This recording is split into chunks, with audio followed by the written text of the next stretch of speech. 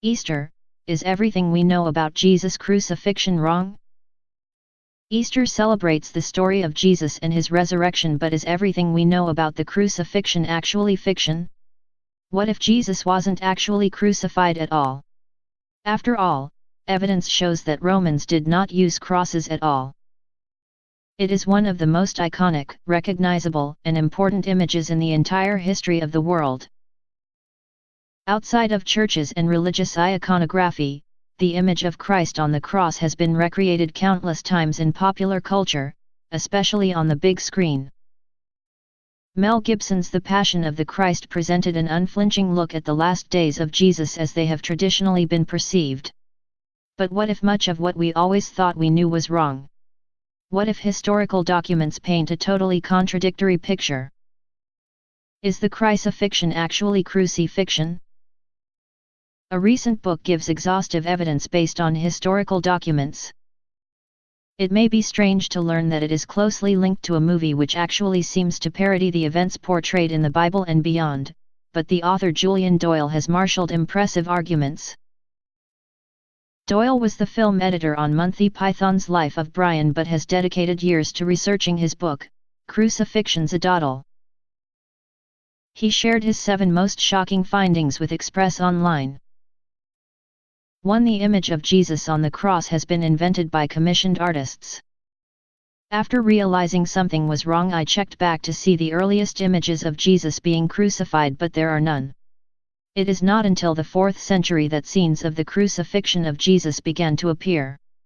And this is the first one. Yes, this is it, the very first image of the Crucifixion of Christ, which appears on a small panel on a wooden side door of the Church of Santa Sabina in Rome, which was consecrated in AD 440. So around AD 430 the image we know was invented. Invented because not only is there no image of Jesus on the cross, but there is no image of anyone on a cross. 2. You cannot carry the size of tree Jesus is shown crucified on. You can see we made small crosses for the actors to carry in the life of Brian. Only an Olympic athlete could carry the trees usually depicted, but the actors still struggled with these. 3. The post is set in the ground as a permanent fixture.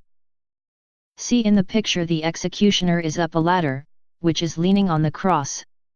The cross has to be set deep in the ground to stay up.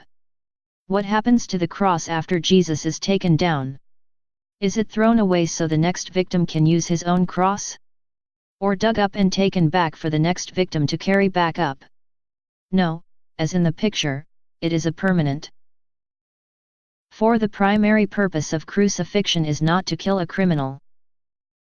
See in the picture where the executioner is removing nails from a previous victim to make the cross available for the next. When I asked Terry Gilliam why he did something so subversive, he just said it was probably his morbid senses. But clearly it was also just so logical. Why does this totally undermine the story in the Bible? Because, surely the purpose of crucifixion is to put the body on show, as a deterrent, as long as possible. Upright like a banner, struggling with pain, degraded and dehumanized, till it rotted. Now just consider Joseph of Arimathea's visit to Pilate when he is told he can retrieve the body as long as he is already dead. Are they joking? They make a cross for a man, he carries it to Golgotha, they nail him up, and after a few hours he drops dead and Pilate says, "Okay, you can take him down now." What an absurd amount of effort and time, not to mention a ridiculous use of a valuable tree, to kill a man. 5. Jesus could not have died in just 4 hours. In the film, Eric Idle's statement as Mr. Cheeky, the guy crucified next to Brian, is revealing. Eric is suggesting that death does not come that quickly. In the Bible, Jesus is raised on the cross at either 9 or 12 o'clock and is dead by 3 p.m. Eric, we've got a couple of days up here. Plenty of time. Lots of people get rescued. Yet. My brother usually rescues me, if he can keep off the tail for more than 20 minutes. Randy little bugger. Up and down like the Assyrian Empire. Every Easter in the Philippines, they perform a passion play culminating with the actual nailing up of at least 3 penitents onto crosses. Reuben Enage, age 53, has been crucified 27 times. He began his yearly rite after surviving a fall from a 3-story building. The wounds can take 2 weeks to heal. So the likelihood of someone dying in such a short period of time seems impossible. To cover this criticism, one Gospel, John, tries to suggest Jesus was speared in the side to prove he was dead. Problem is, it says, and immediately blood and water came out. Which means the heart is pumping, so he is evidently not dead. 6. Crucifixion was not the method of capital punishment used by the Romans. Look at this from the Jewish historian Josephus, writing at the time. Varus sent his army into the country, to seek out the authors of the revolt. He punished those that were most guilty. The number who were crucified on this account were 2,000. How can these numbers possibly be? Where are all these trees coming from, not to mention the tons of nails, 6,000? The answer, strangely, is just a matter of translation. The word we always translate as crucifix, stauros, does not actually mean crucifix at all. Here is the full dictionary definition. The word stauros comes from the ancient Greek histemi, straighten up, the same root from which come the German stern, or the English stand. In classical Greek, until the early 4th century BC, stauros meant an upright stake, pole, or which might be used in impaling. In the literature of that time, it never means 2 pieces of timber placed across one another at any angle, but always one piece alone.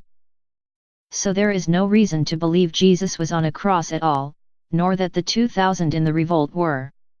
In fact, it would almost be impossible.